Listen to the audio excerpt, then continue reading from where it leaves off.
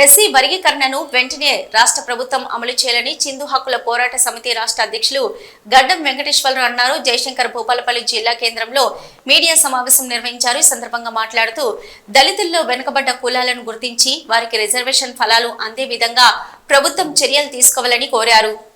చిందు హక్కుల పోరాట సమితి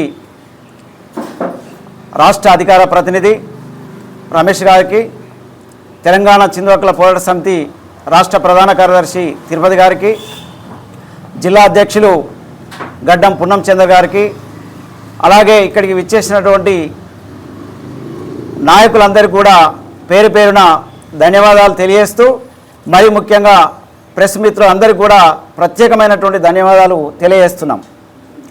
ఈరోజు మరి భారతదేశానికి స్వతంత్రం వచ్చిన నాటి నుండి 75 సంవత్సరాల కాలంలో మరి మేము చిందులము అత్యంత వెనుకబడినటువంటి కులంగా, సామాజికంగా, ఆర్థికంగా, విద్యా ఉద్యోగ సంక్షేమ రంగాల్లో అత్యంత వెనుకబడి ఉన్నాం. అవమానాలకు గురి అయినటువంటి వాళ్ళం, అవహేళనకు గురి అయినటువంటి వాళ్ళం, దాడులకు గురి అయినటువంటి వాళ్ళం. ఈరోజు మేము దుర్భరమైనటువంటి జీవితంలో గడుపుతున్నటువంటి మా చిందు కులస్తులం. అందుకనే ఈరోజు మేము డిమాండ్ చేస్తున్నాం, మరి ప్రభుత్వము ఈరోజు చట్టం చేస్తున్నటువంటి కాలంలో మరి ఆ చట్టంలో కూడా మా చిందు కులస్తులను అత్యంత వెనుకబడిన కులంగా గుర్తించి ఏ గ్రూపులో మమ్మల్ని చేర్చి మాకు అధిక ప్రాధాన్యత ఇవ్వాలని చెప్పి మేము విజ్ఞప్తి చేస్తూ ఉన్నాం. మరి అలాగే మాకున్నటువంటి అనేక కార్యక్రమాల్లో మరి మాకు భవనాలు అయితేమి, మరి మాకు ఈ భువనగిరి అంటే భూపాలపల్లి, జయశంకర్ భూపాలపల్లి జిల్లాలో మాకు చిందులకు కమ్యూనిటీ భవనాన్ని ఏర్పాటు చేయాలి. మరి అట్లాగే మా కళాకారులకు వాళ్ళని గుర్తించి వాళ్ళకు కూడా ప్రోగ్రాములు ఇవ్వవలసిందిగా కోరుతున్నాం. మరి అట్లాగే మేము కోరుతున్నటువంటిగా అంటే ప్రభుత్వం ఇప్పటికే ప్రకటించి ఉన్నది, ఈ ఎస్సీ వాళ్లకు కమిషన్ ఏర్పాటు చేసి దానికి చైర్మన్ను ఏర్పాటు చేయాలి.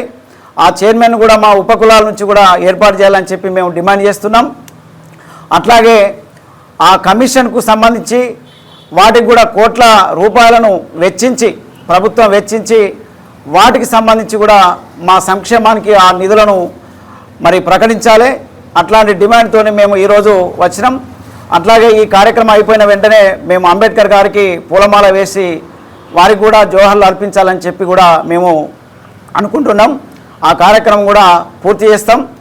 తప్పనిసరిగా మమ్మలను ఏ గ్రూపులో చేర్చి మాకు మా ఉపకులానికి, మా చిందు కులానికి అధిక ప్రాధాన్యత ఇవ్వాలని చెప్పి కూడా మేము డిమాండ్ చేస్తూ ఉన్నాం.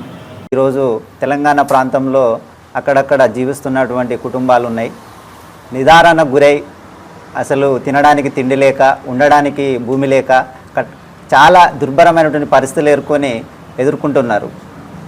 చదువుకోవడానికి కూడా పిల్లలకు వాళ్ళకు సరైన వసతులు లేక ఎడ్యుకేషన్లో డ్రాప్ అవుట్ అయ్యి ఉద్యోగాలు రాక బీటెక్, ఇంజనీరింగ్, తర్వాత ఉన్నత చదువులటువంటి మెడిసిన్ కానీ లేదంటే ఐఐటి, జేఈ మెయిన్స్ లాంటి అట్లాంటి పెద్ద పెద్ద గొప్ప చదువులలో అవకాశాలు రాక వాళ్ళు ఈరోజు కూలినాలి పనులు చేసుకొని బతుకుతున్నారు పిల్లలు. ఎందుకంటే వాళ్ళకు ఆర్థిక స్తోమత అనేది చాలా తక్కువ ఉంటుంది. మాలమాదిగల కంటే ఇంకా చాలా అత్యంత దూరంగా పేదవాళ్ళు వాళ్ళు. కాబట్టి చిందు కులస్తులకు ప్రభుత్వము ఈ ఎస్సీ వర్గీకరణ అనేది ఈ యొక్క 59 కులాలను ఈరోజు వర్గీకరణ చేయబోతుంది. భారత సుప్రీంకోర్టు ఆగస్టు 1వ తారీఖు నాడు 2024 మనకు వర్గీకరణ చేసుకోమని సుప్రీంకోర్టు ఆర్డర్ ఇవ్వడం జరిగింది.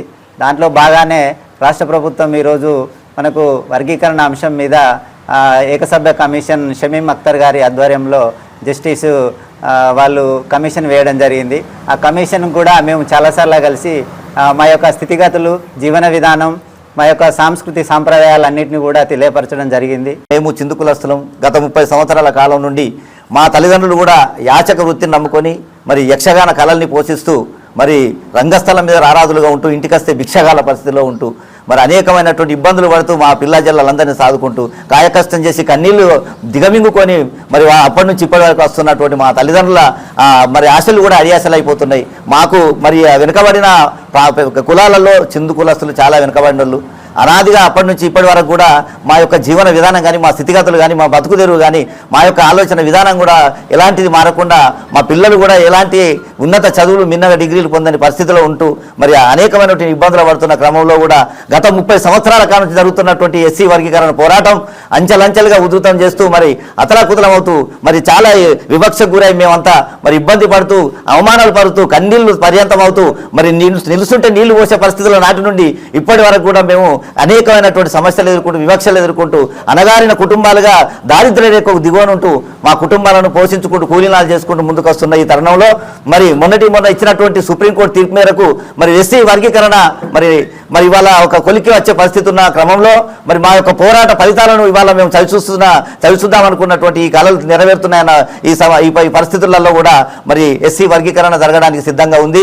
కాబట్టి మా ముఖ్యమైన అంశం ఏంటంటే ఎస్సీ వర్గీకరణ జరిగితే అది ఫస్ట్ ప్రధానంగా అతి వేగవంతంగా మన ప్రభుత్వం దాన్ని మరి వెంటనే దాన్ని ఎస్సీ వర్గీకరణ చేయడంలో ముందుండాలి. అసెంబ్లీ సాక్షిగా రేవంత్ రెడ్డి గారు మన ముఖ్యమంత్రి గారు చెప్పినట్టు మరి వెంటనే మరి అన్ని రాష్ట్రాల కన్నా ముందే మన తెలంగాణ రాష్ట్రంలో ఎస్సీ వర్గీకరణ చేస్తానన్న ఈ అంశాన్ని మరి వాళ్ళు చాలా పటిష్టంగా చేసి మరికొద్ది రోజులలో మరి వెంటనే దాన్ని పరిష్కరించి మా ఎస్సీలకు న్యాయం చేసే విధంగా మరి ముందుండాలి.